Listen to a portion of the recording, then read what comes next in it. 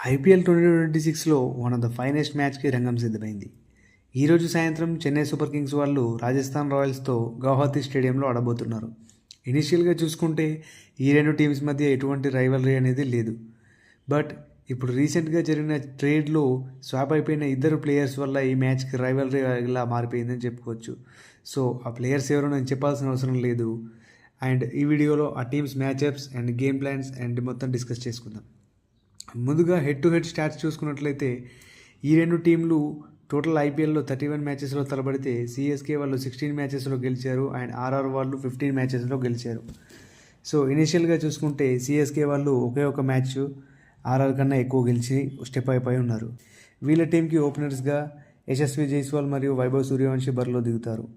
యశస్వి జైస్వాల్ డొమెస్టిక్లో బాగానే ఫామ్లో ఉన్నాడు and Vaibhav Suryavanshi coming from under-19 world cup he's hero of the under-19 world cup. ఎందుకంటే ఆ ఫైనల్లో మనం ఆడిన 170 చూసాం. అంతకుముందు సెమీఫైనల్లో ఆడిన నాక్స్ కానీ చాలా బాగా ఆడాడు. So he's a very hard hitter.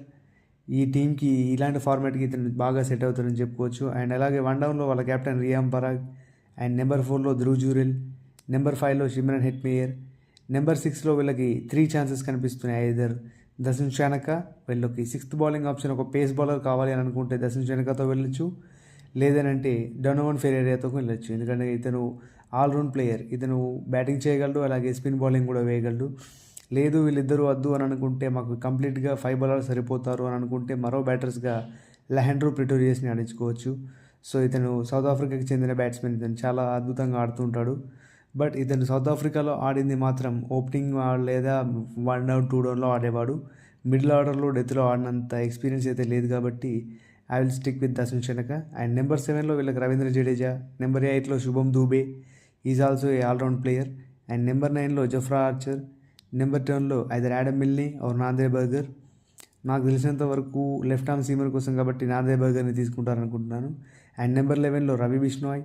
And ఈ టీంకి ఇంపాక్ట్ ప్లేయర్గా either Sandeep Sharma or Tushar Deshpande. So ఇది ఆర్ఆర్ వల్ల ప్లేయింగ్ 11. ఇక్కడ దశన్ షనకాని 6th బౌలింగ్ ఆప్షన్గా తీసుకుంటారు అని ఎందుకు చెప్పాను అంటే వీళ్ళ టీంలో చూసుకున్నట్లయితే స్పిన్నర్స్ కావాలంటే రియాన్ పరాగ్ కంట్రిబ్యూట్ చేయగలడు, శుభం దూబే కంట్రిబ్యూట్ చేయగలడు. బట్ ఈ టీంకి ఇనిషియల్గా 6th bowling option pace bowler ఎవరు లేరు కాబట్టి నాకు తెలిసినంత వరకు Dasun Shanaka is the right choice for RR. And ఇప్పుడు సిఎస్కే ప్లేయింగ్ 11 విషయానికి వస్తే వీళ్ళ టీంకి ఓపెనర్స్గా సంజు శాంసన్ మరియు వాళ్ళ కెప్టెన్ రుతురాజ్ గైక్వాడ్ బరిలో దిగుతారు. సంజు చూసుకుంటే మనం రీసెంట్గా వరల్డ్ కప్లో చూసాం ఆ లాస్ట్ 3 మ్యాచెస్లో ఎలాంటి ఫామ్లో ఉన్నాడో. సో చూడాలి వాళ్ళ టీం నుంచి ఈ టీంకి వచ్చాక కొత్త మెరుపులు ఏమైనా మెరిపిస్తాడా లేదా అని. అలాగే వాళ్ళ కెప్టెన్ రుతురాజ్ గైక్వాడ్ కూడా మా అద్భుతమైన ఫామ్లో ఉన్నాడు, డొమెస్టిక్లో చాలా బాగా రాణిస్తున్నాడు. అండ్ నెంబర్ 3లో ఈ టీంకి ఆయుష్ మాత్రే ఆర్ సర్ఫరాజ్ ఖాన్ ఆర్ ఉర్వి పటేల్, ఈ ముగ్గురికి ఛాన్స్ ఉంది. But I stick with Ayush మాత్రే, ఎందుకంటే ఇతను బౌలింగ్ కూడా వేయగలడు. వరల్డ్ కప్లో చూసాం మనం ఆఫ్ స్పిన్ బౌలింగ్తో చాలా అద్భుతమైన బ్రేక్ త్రూస్ కూడా తీసుకున్నాడు కాబట్టి I will stick with Ayush Mhatre. And number 4లో as it is Dewald Brevis, number 5లో శివన్ దూబే, నెంబర్ 6లో కార్తిక్ శర్మ, నెంబర్ 7లో ప్రశాంత్ వీర్. అండ్ నెంబర్ 8లో కూడా ఇక్కడ వీళ్ళకి 2 ఆప్షన్స్ కనిపిస్తున్నాయి. ఒకటి రామకృష్ణ ఘోష్ లేదా అమాన్ ఖాన్, లేదా థర్డ్ ఆప్షన్గా అన్షుల్ కంబోజ్ బరిలో దిగే అవకాశం ఉంది. అండ్ నెంబర్ 9లో either Jamie Overton or Akeal Hosein, ఇద్దరిలో ఎవరో ఒకరు కన్ఫామ్గా ఆడతారు.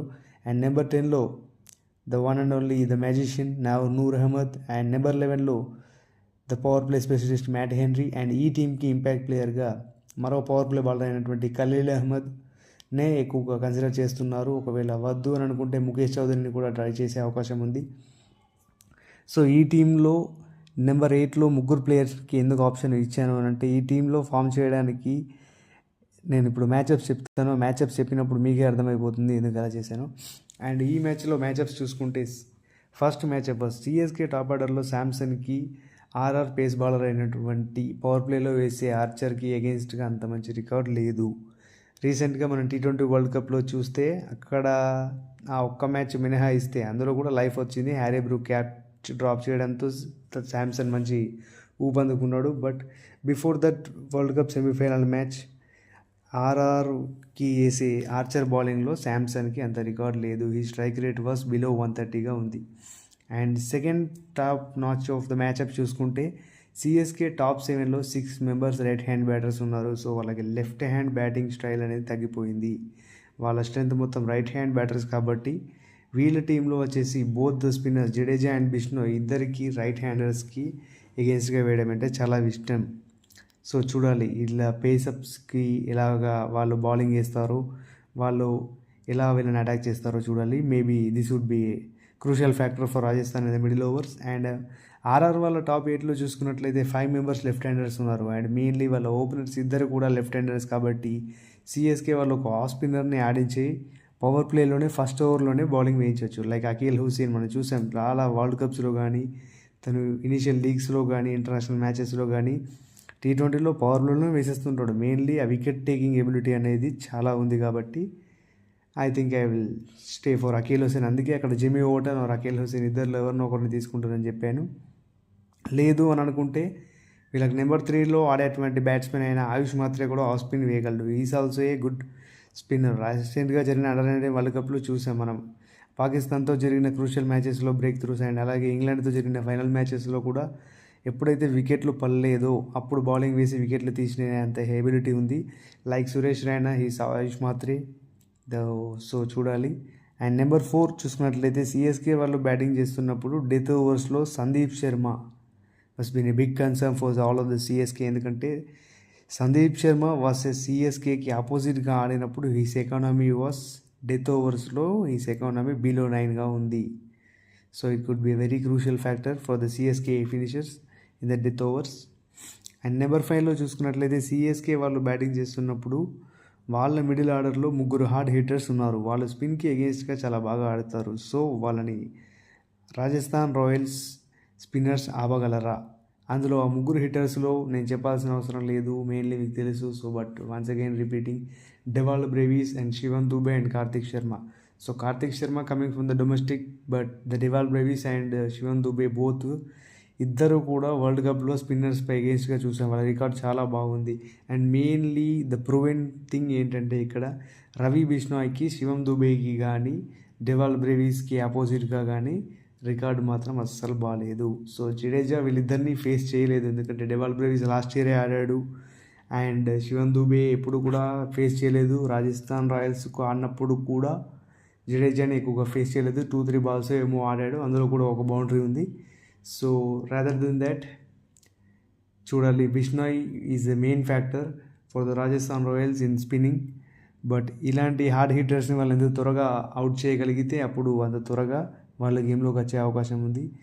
అండ్ ఈ మ్యాచ్లో మెయిన్ థింగ్ ఏంటంటే సిఎస్కే ఫ్యాన్స్కి ఒక హార్ట్ బ్రేకింగ్ న్యూస్ నేను మొన్నే చెప్పాను. ఎంఎస్ ధోని కాల్ఫ్ స్ట్రెయిన్తో ఈ ఇంజురీ కారణంతో ఫస్ట్ 2 వీక్స్ మ్యాచెస్కి అవైలబుల్గా ఉండట్లేదు. సో ఇదేమైనా మ్యాటర్ అవుతుందా ఈ మ్యాచ్లో? ఎందుకంటే సిఎస్కేకి ధోని లేదా రైనా లేకుండా ఈరోజు ఆడబోయేటువంటి match was being the first match. Whether they were missing either MS and Suresh Raina, వీళ్ళిద్దరూ లేకుండా వీళ్ళు ఆడే ఫస్ట్ మ్యాచ్ ఇదే. బట్ ఇనిషియల్గా చూసుకున్నట్లయితే రుతురాజ్ గైక్వాడ్కి కెప్టెన్సీలో హెల్ప్ చేయడానికి సంజు శాంసన్ ఉన్నాడు. అండ్ అలాంగ్ విత్ ఆపోజిట్లో కూడా ద పర్ఫెక్ట్ క్యాప్టెన్ అని ప్రూవ్ చేసుకున్నటువంటి Riyan Parag was not being the consider captain. అతను కూడా పార్ట్ టైం క్యాప్టెనే చేశాడు లాస్ట్ ఇయర్. అంత అనుకున్నంత రిజల్ట్ రాలేదు. And he's done and dusted last year. And experience wise చూసుకున్నా కానీ కెప్టెన్ రుతురాజ్కే ఎక్కువగా ఎక్స్పీరియన్స్ ఉంది. సో చూడాలి ఈ 2 టీంలో ఏది గెలుస్తుందో. బట్ నా చాయిస్ వాజ్ సిఎస్కే, ఎందుకంటే వాళ్ళకి హార్డ్ హిట్టింగ్ ఎబిలిటీ ఉంది. వేరే ఆర్ఆర్ చూసుకుంటే except their power play batters all were being not in the good form అని చెప్పుకోవాలి. ఎక్సెప్ట్ దేర్ పవర్ ప్లే బ్యాటర్సే కానీ, లేదంటే షిమ్రాన్ హెట్మేయర్, వీళ్ళు 3 తప్ప మిగతా ఎవరు కూడా అంత రీసెంట్ టైంలో ఫామ్లో ఉన్నటువంటి ప్లేయర్స్ కాదు. బట్ బౌలింగ్ విషయానికి వస్తే Jofra Archer and Nandre Burger వీళ్ళిద్దరూ బాల్తో ఎక్సలెంట్గా వేస్తుంటారు. కాబట్టి బౌలింగ్ విషయంలో మాత్రం I will stick with RR. CSK దగ్గర అంత ఎక్స్పీరియన్స్డ్ బౌలింగ్ లైనప్ లేదు. మెయిన్లీ మ్యాట్ హెన్రీ పవర్ ప్లేలోనే వేస్తాడు, డెత్ ఓవర్స్లో వేయలేడు. అండ్ అలాగే ఖలీల్ అహ్మద్ కూడా పవర్ ప్లే దాటిపోతే చూసాం గతంలో లాస్ట్ ఇయర్లో చాలా ఎక్స్పెన్సివ్గా ప్రూవ్ అయ్యాడు. అండ్ అలాంగ్ విత్ దట్ వాళ్ళ దగ్గర స్పిన్నర్ నూర్ అహ్మద్ ఉన్నాడు. కానీ నూర్ అహ్మద్కి అపోజిట్లో ఇంకో ఎండ్ నుంచి సపోర్ట్ ఇవ్వగలిగే ప్రశాంత్ వీర్కి అంత ఎక్స్పీరియన్స్ లేదు. So coming from the domestic format ఆ ఎక్స్పీరియన్స్ని ఇక్కడ పరిగణలో చేయడం, ఎందుకంటే అక్కడ గేమ్ వేరు, ఇక్కడ గేమ్ వేరు, అక్కడ ప్లేయర్స్ వేరు, ఇక్కడ ప్లేయర్స్ వేరు. కాబట్టి సో చూడాలి ఎవరు గెలుస్తారో.